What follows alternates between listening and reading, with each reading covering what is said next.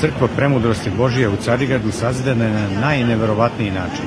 Naime, car Justinijan, koji je bio Srbin, koji se zvao Upravda, čiji se otac zvao Istok, majka mu se zvala Bjelica, a rođen u Tabrisionu kod Lebana, danas lokalitet poznat pod nazivom Caričin grad, je želeo da sagradi najlepšu crkvu na svetu.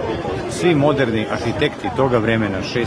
veka, bili su kod njega, donosili nacrte, međutim, on nije imao želju da po takvim nacrtima napravi ovu veličanstvenu crkvu. Jednoga dana car je bio na svetoj liturgiji i kako je đakon delio naforu, kako mu je pružio naforu, tako je nafora pala na zemlju.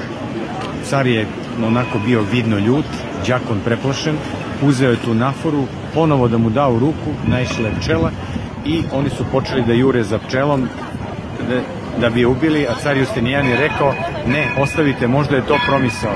I zaista oni su pratili tu pčelu, izašli su van zgrada, pčela je ušla u jednu košnicu i oni su, kad su podigli košnicu, unutra zatekli maketu od voska crkve Premudrosti Božije.